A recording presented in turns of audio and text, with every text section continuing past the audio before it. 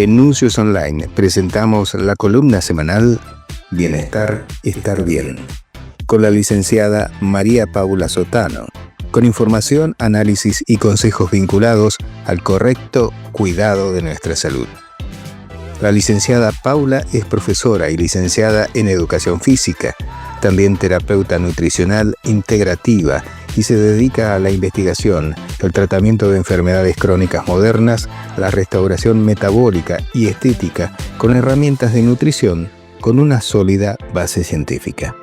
Esto es Bienestar, Estar Bien, con la licenciada María Paula Sotano.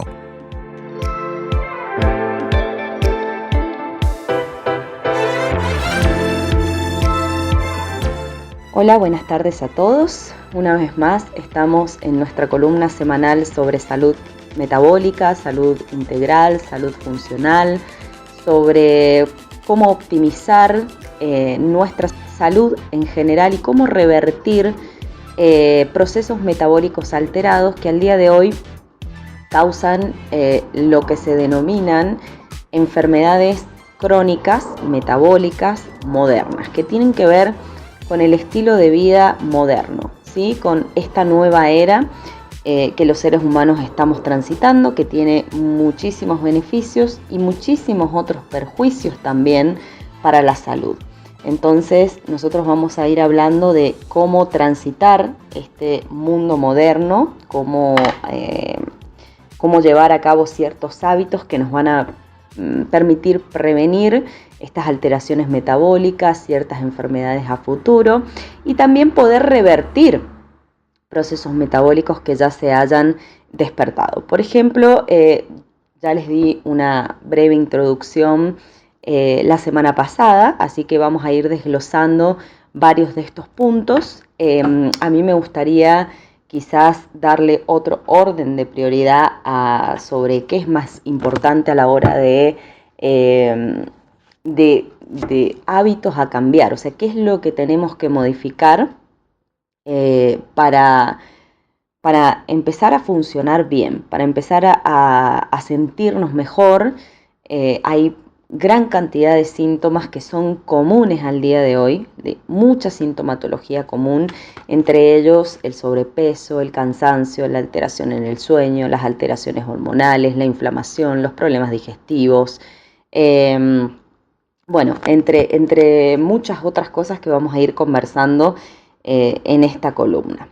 Si bien me gustaría darle por ahí otro orden a los factores, pero yo sé que a la mayoría de ustedes le interesa muchísimo la alimentación y realmente es uno de los factores más importantes, aunque no el más relevante, ya vamos a ir viendo, no el más relevante en salud metabólica, en términos de salud, no la primera causa, pero una de las más importantes causas de enfermedades modernas. Entonces, ¿qué es lo que sucede? El sobrepeso, por ejemplo, la obesidad y los problemas, los desequilibrios en el peso que transitamos la mayoría de los seres humanos al día de hoy, ha ido cada vez más en aumento a pesar de que las personas más que nunca cuentan calorías, reducen, las controlan, reducen las grasas como se viene escuchando hace tiempo, que en realidad el problema está en las grasas, que no hay que comer grasa o hay que comer bajo en grasa o hay que contar calorías.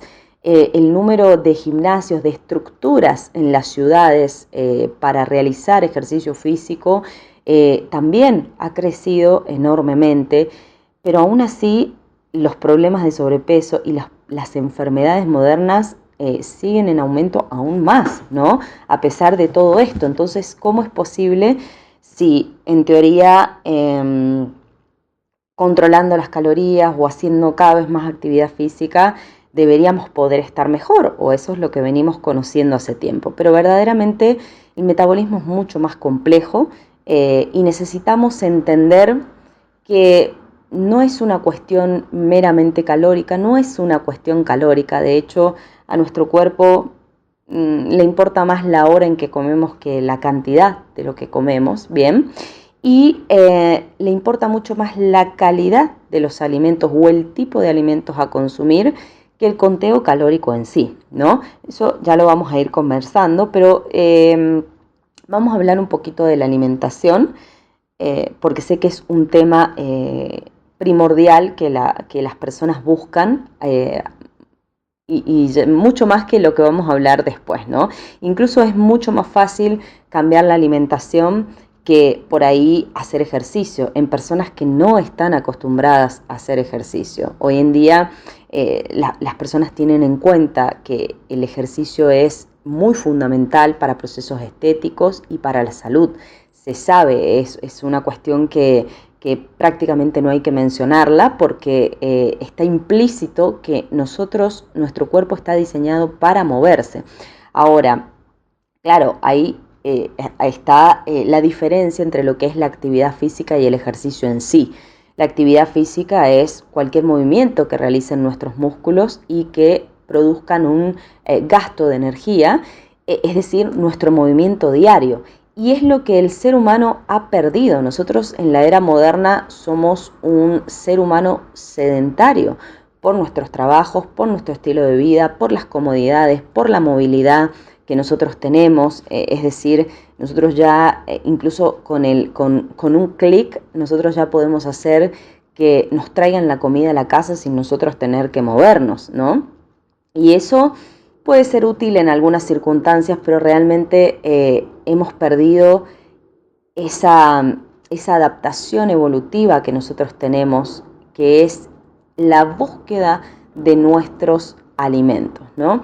Ya quizás puede ser que algunas personas caminen y todo, pero que tampoco es demasiado importante al día de hoy para el nivel de sedentarismo que tenemos, pero es necesario que tengamos un cierto movimiento. Pero en sí la actividad física se ha reducido porque implica que tenemos trabajos que estamos todo el día sentados, todo el día parados, aún las personas que, aún entrenando las personas que entrenamos, en realidad somos personas sedentarias que entrenamos, que destinamos quizás 1 hora al día para ir a un gimnasio, para hacer alguna actividad, un entrenamiento funcional, si bien los entrenamientos son buenos, pero tenemos un nivel de sedentarismo impresionante, altísimo, y además sumado a las horas que pasamos durmiendo, acostados, ¿no? Entonces al final del día es 1 hora que entrenamos versus el resto de las horas que no tenemos mucha actividad física. El ejercicio físico sí ya es una actividad planificada que hoy en día se hace necesaria. En otro momento de la evolución del hombre no fue tan necesario porque realmente teníamos que trasladarnos, teníamos que trasladarnos a pie de una ciudad a otra y teníamos que hacer esfuerzo para buscar nuestros alimentos, para buscar nuestro refugio. Eso implicaba trabajar la parte de la fuerza, la funcionalidad del ser humano. Pero hoy en día no tenemos esa circunstancia, ese contexto, entonces se hace necesario que nosotros hagamos ejercicio, es decir, nos pongamos como objetivo una actividad física, un deporte. El deporte también es espectacular, o directamente de manera individual en algún gimnasio, algún deporte individual, eso también es posible. A pesar de que eso, hoy en día hay bastante conciencia, las personas, la gran mayoría se disponen a entrenar, pero las personas que no están muy acostumbradas, cuesta bastante hacerles comprender que tienen que hacer actividad física, ejercicio físico, aunque no les guste, porque en realidad nosotros tenemos que poder adaptar el cuerpo a eso. Es una necesidad biológica hacer entrenamiento de fuerza, hacer un ejercicio cardiovascular, aunque sea moderado, es una necesidad biológica. A pesar de que hoy en día hay una cultura que impone esta necesidad, aún así, incluso muchas personas, muchos pacientes te van a decir que han transitado por varios programas nutricionales, que han hecho varias cosas y que aún así no consiguen bajar de peso, no consiguen resultado físico, no consiguen muchas cosas. Porque bueno, realmente estamos hablando entonces que no es una cuestión de ajustar la porción de la comida, sino que tiene que ver con el tipo de la calidad de los alimentos que verdaderamente necesitamos. Yo siempre hago esta analogía, nosotros somos una gran máquina que necesita de ciertos nutrientes para funcionar que no se encuentran en cualquier lugar. No es lo mismo 150, si vamos a hablar de calorías, que no son relevantes, pero es un término que la gente conoce. No es lo mismo 150 gramos de carne de res, que 150 gramos de, no sé, de un pan de alguna tostada, con un café con leche, no sé, con cosas que realmente, o con algún producto empaquetado, etiquetado como saludable, ¿sí? No es lo mismo, no es realmente lo mismo, no. Los nutrientes que el cuerpo necesita para funcionar evidentemente se encuentran en las carnes y no en esa paquetería. Entonces, obviamente, si bien las calorías son iguales, pero van a responder de forma diferente en nuestro cuerpo. Eso ya lo vamos a ir hablando. Entonces, en realidad la comida también es muy importante. Nosotros tenemos que saber cómo tenemos que empezar para ganar terreno en salud con tema de alimentación. Y acá es muy importante porque yo he comenzado a hablar un poco sobre lo que es el síndrome metabólico, que es un complejo de factores de riesgo que además están interrelacionados, ¿no?, con la enfermedad cardiovascular, con la diabetes tipo 2, que hoy en día hay un pico, ¿sí? Es una gran pandemia de enfermedad cardiovascular y diabetes tipo 2. Y se considera por varias ya investigaciones que hay una posible implicación o una causa común, que es una resistencia patológica a la insulina. Y esto tiene que ver con una poca sensibilidad, una intolerancia a los carbohidratos modernos, pero también se relaciona con el aumento de sedentarismo, el aumento de obesidad, la falta de tiempo, el estrés. Otra de las cosas acá importante, en realidad por ahí este conjunto de factores de riesgo tiene que ver con una insulina alterada, con una glicemia alterada, con una presión alterada, con la famosa dislipidemia, que hay un aumento considerable de triglicéridos, un bajo HDL, que en realidad es lo que más nos importa, una oxidación de las partículas de LDL, que todavía es aún más relevante para el riesgo cardiovascular. Y acá esto es muy importante, son anomalías metabólicas. La grasa visceral, ¿sí? Tenemos mucho problema de hígado graso, de grasa visceral, estos desequilibrios en el peso, una sarcopenia desde muy temprana edad, una pérdida de masa muscular, porque no estimulamos ese músculo con el entrenamiento correcto y porque no le damos a ese músculo el alimento correcto. Cada uno de los tejidos funciona con ciertos nutrientes, o sea, específicamente, que no se encuentran en cualquier alimento, independientemente de la cantidad de calorías, ¿no? Entonces acá es muy importante que nosotros veamos, por ejemplo, a mí me gusta muchísimo al día de hoy, yo he logrado dentro de toda mi experiencia elaborar patrones de alimentación que nada tienen que ver con una cuestión calórica, sino con una densidad nutricional. Una densidad nutricional y alimentos que realmente provocan una respuesta hormonal favorable para el cuerpo.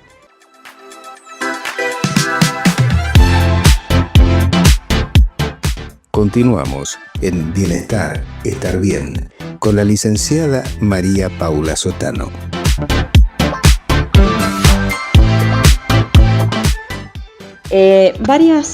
Varias observaciones apuntan a que la ingesta de los carbohidratos modernos, los granos, los cereales, el exceso de frutas, los ultraprocesados, el consumo elevadísimo de grasas de mala calidad, como son los aceites vegetales, los aceites de girasol, de maíz, esos tipos de aceites que nosotros encontramos en cualquier supermercado, exceso de ultraprocesados bebibles, de gaseosas, hay un exceso también del consumo de alcohol, sobre todo de alcohol con gaseosa, que eso todavía hace peor la cuestión.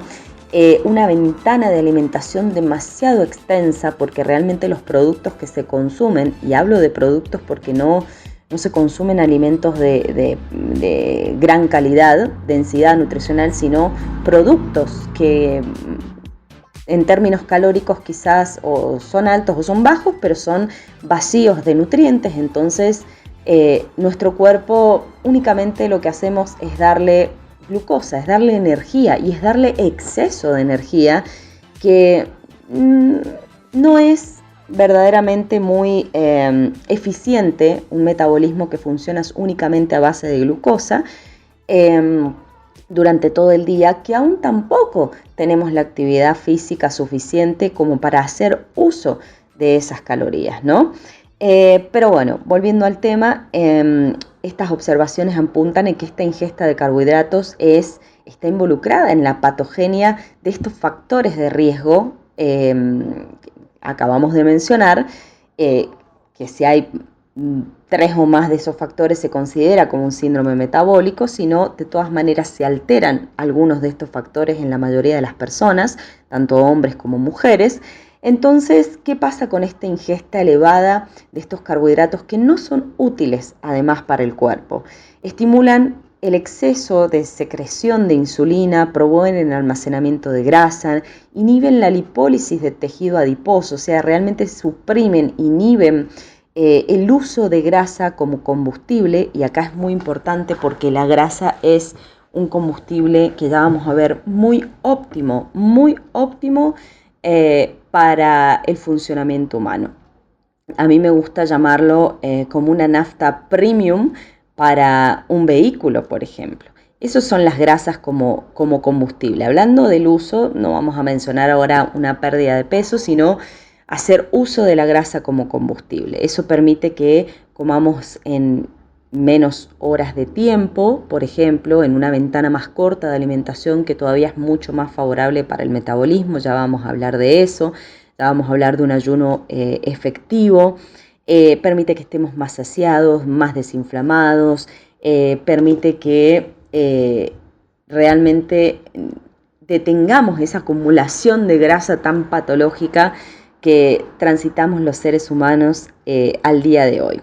Entonces, por eso es que hay una perspectiva ya bien estipulada de que este conjunto de factores de riesgo con sus enfermedades asociadas se manifiesta como realmente una intolerancia a los carbohidratos, como nosotros hablamos en la primera columna, ¿bien? En la primera semana.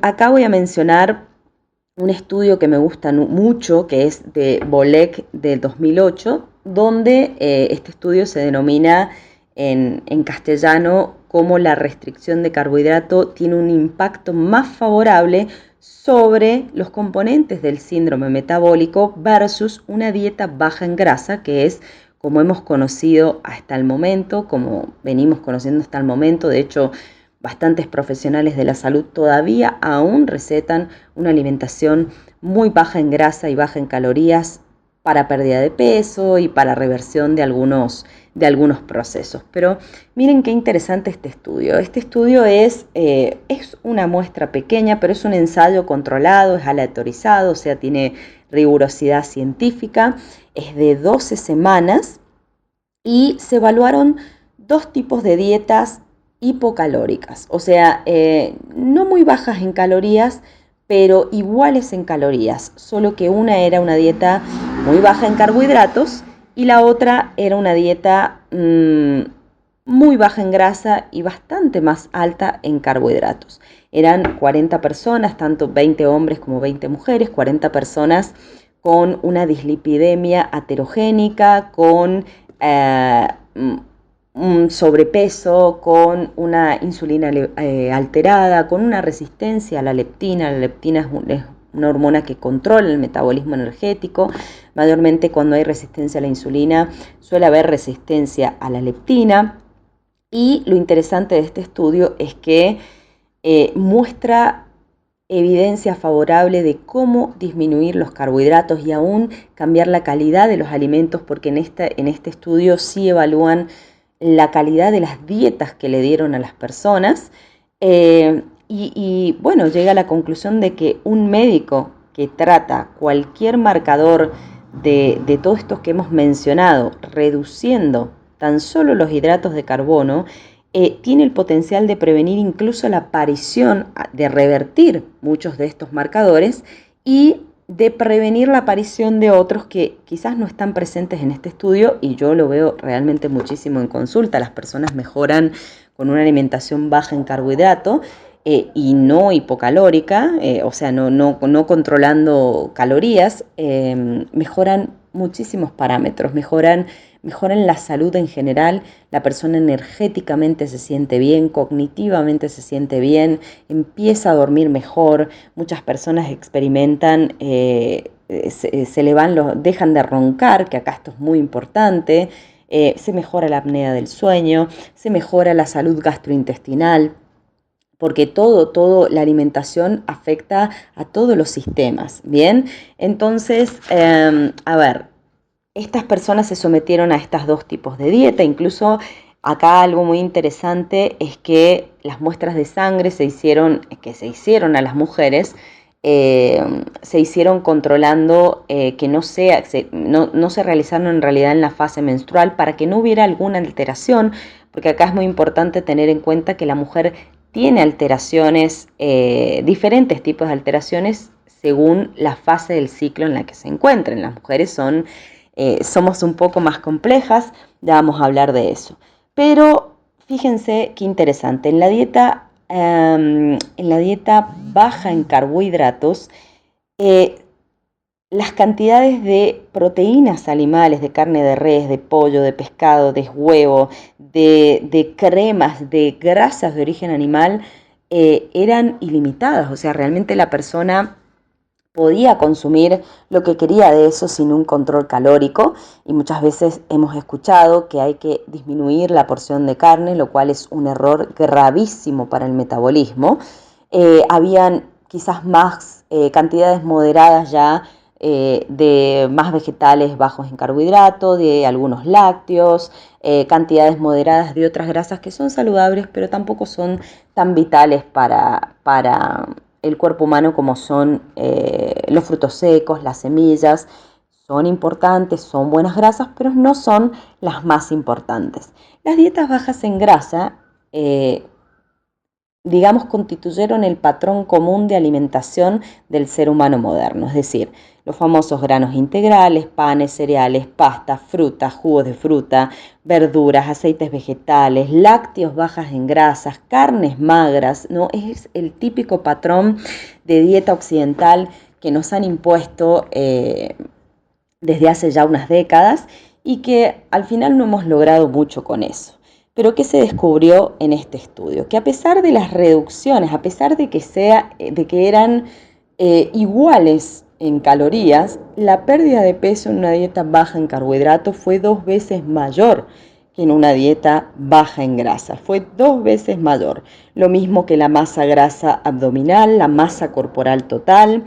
La restricción de carbohidrato mejoró el control de la insulina y de la glucemia, mejoró el índice de resistencia a la insulina, el índice OMA. Todos los sujetos tenían sobrepeso al inicio, ¿no? Entonces, y tenían valores altos de leptina, indicando una resistencia a la leptina, que, vuelvo a repetir, está asociada con una resistencia a la insulina. Disminuyeron esa leptina, y aún luego del estudio, esa disminución significativa de la leptina, de la insulina, se mantuvieron constantes. Lo que tiene la restricción de carbohidratos es que mejora la movilización y mejora la utilización de los sustratos.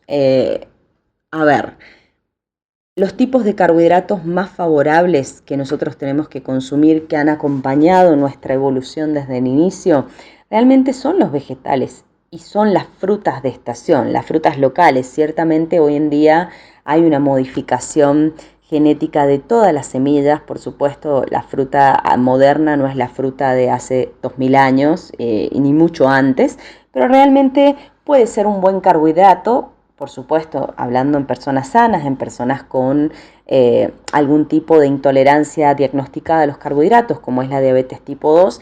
En un principio, en un primer tratamiento hay que tener un control sobre las frutas, pero realmente vegetales y frutas serían los carbohidratos más óptimos para el consumo, pero no los más relevantes, no lo que hay que comer en mayor abundancia, sino las proteínas de origen animal, las grasas saludables son mucho más útiles, son funcionales para el organismo. Las proteínas, de hecho, constituyen, como yo le digo, una resta más que una suma en el conteo total de los requerimientos del ser humano diario, ¿no? Las proteínas se utilizan únicamente, se absorben casi en un 100% y se utilizan para estructuras, son funcionales, no tienen como función principal producir energía, ¿sí? No es su función principal, hay una mínima oxidación de esas proteínas que nosotros consumimos.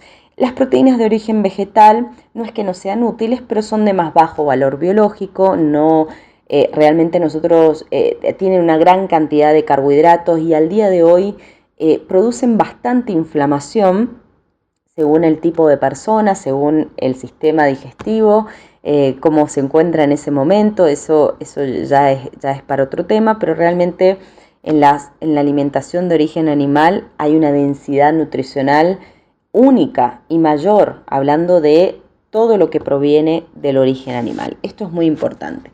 Las grasas saludables son, no solamente son un combustible energético que al día de hoy se considera óptimo, muy óptimo, ya vamos a hablar de eso en el siguiente capítulo, para nuestro funcionamiento, sino que también tienen funciones. Bien, de la grasa dependen muchos, o de los ácidos grasos, por ahí hablamos de grasas como una cuestión general, pero realmente son distintos tipos de ácidos grasos, de distinta cadena, de distinta estructura, que hacen distinta función en nuestro cuerpo. Entonces, las grasas son muy necesarias. Que nos hayan pautado una alimentación tan baja en grasa a partir de las pautas dietéticas no ha traído más que enfermedad.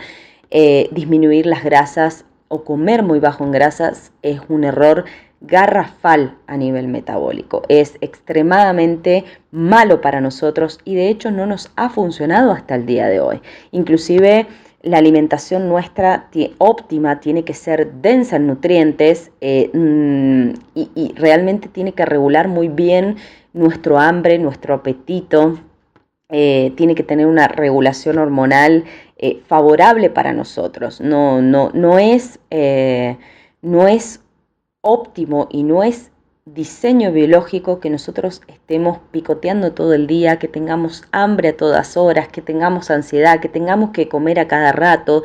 Eso no ha sido favorable para el metabolismo. Hagamos lo que hagamos, con respecto a eso no conseguimos avanzar en los procesos, más bien vamos empeorando y conforme va pasando la edad, más difícil se nos hace revertir procesos metabólicos y revertir el sobrepeso. Pero claro, es porque las herramientas no han sido las adecuadas. Entonces, acá es muy importante ver que si bien a mí me gusta mencionarles algunos estudios porque quiero mostrarles evidencia de todo lo que vamos hablando, tengo una cantidad de evidencia enorme, les voy hablando poco a poco, ni siquiera voy a alcanzar a hablarles de todo en un pequeño podcast, pero sí ir mostrándoles algunas cosas. En mi experiencia con los pacientes, absolutamente todos mejoran con una alimentación más baja en carbohidratos.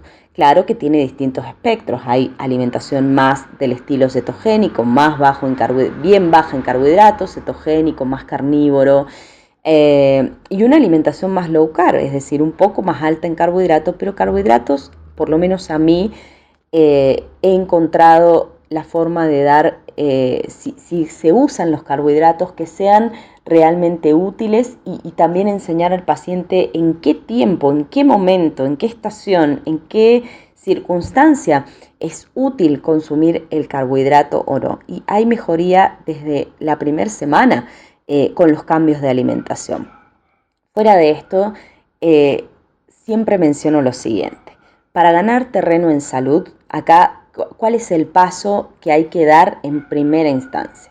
La eliminación del azúcar, el azúcar refinada, la reducción, a mí yo me gusta hablar de incluso eliminación, de sacar el trigo moderno, que es bastante perjudicial para nosotros, el tema de eliminar los panes, de la reducción del consumo de pastas, que en un argentino eso es bastante diario, la reducción del consumo de los cereales, del consumo de ultraprocesados. Los ultraprocesados sobre todo, aceites vegetales, margarinas, ultraprocesados, que todavía es peor que el consumo de todo esto de manera individual, ¿no? Porque es un conjunto de todas estas cosas, de un conjunto de carbohidratos, de azúcares añadidos, de grasas de mala calidad que son bastante oxidables, más un montón de químicos, colorantes y un montón de cosas de aditivos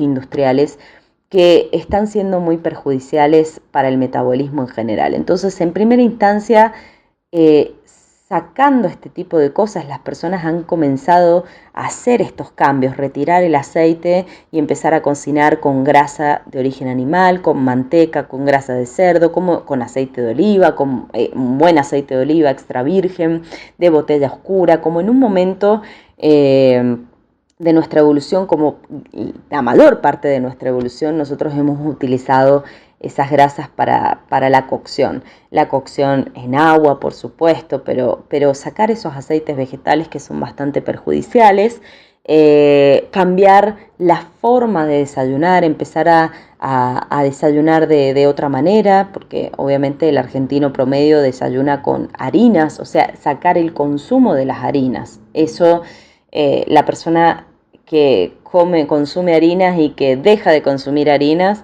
en una semana ve unos cambios sumamente favorables. Ni hablar del azúcar refinada, que es, hay demasiada investigación sobre cómo el azúcar es causa de la alteración de muchos de estos factores, aún de la presión arterial, del sobrepeso, de la insulina, del desequilibrio en las hormonas sexuales, de la baja de testosterona, de los problemas de ansiedad, porque afecta mucho el sistema dopaminérgico.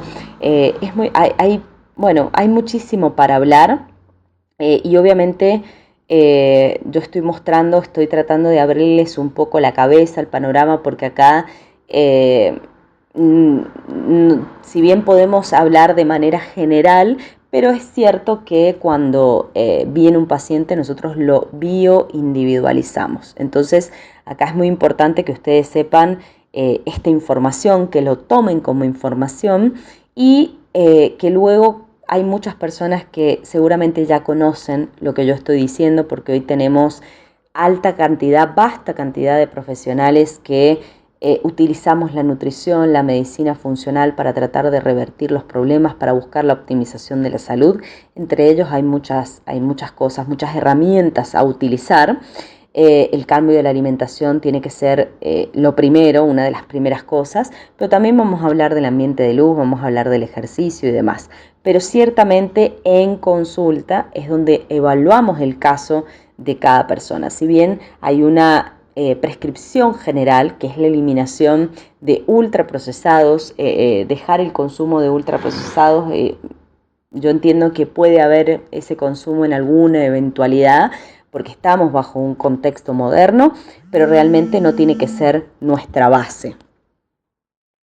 Así que bueno, por el momento vamos a dejar esta columna acá, vamos a seguir informando, vamos a darle un buen orden a estas charlas para que más o menos se vaya entendiendo. La idea de esto es que empiecen a conocer nuevos paradigmas sobre el tema de salud, que en realidad, bueno, no creo que sean nuevos, pero sí quizás ahora tenemos un conocimiento más profundo sobre qué es lo que tenemos, cómo tenemos que actuar, qué es lo que hay que modificar y qué es lo verdaderamente relevante para la prevención de enfermedades y para la remisión, para la reversión, porque también la medicina moderna es muy útil para el tratamiento de muchas patologías, pero no tan útil para el tratamiento de enfermedades metabólicas crónicas, ¿sí? Está más enfocada en el tratamiento de los síntomas, de la medicación y no en la reversión en sí. Entonces, nosotros tenemos que poder hacer un conjunto de la medicina, un complemento de la medicina moderna junto con la medicina funcional. O sea, tenemos que tratar de encontrar ese equilibrio entre ambas, que no es más que una misma medicina, pero tratar de encontrar el equilibrio entre ambas para lograr una buena calidad de vida, independiente de los años. Mucho por ahí se habla de longevidad, pero la verdad es que nosotros tenemos que tratar de los años que tengamos, que transitemos por esta tierra, sean de calidad y no solamente de calidad interpersonal, que eso es hasta más relevante incluso en términos de salud. Es muy importante la calidad de vida que tengamos junto a las personas con las que vivimos, a nuestro contexto, sino también que lo vivamos, que nos sintamos bien, que lo vivamos con salud, porque cuando uno no tiene salud está incapacitado para muchas cosas y para el trabajo es fundamental porque es lo que nos ayuda a salir adelante, pero realmente tenemos que sentirnos bien.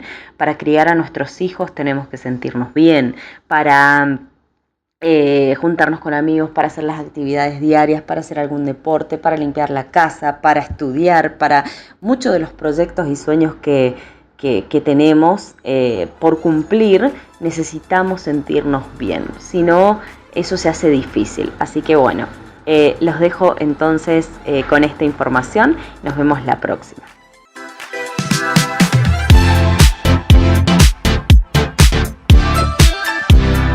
Nuncios Radio. Mensajes de ida y vuelta.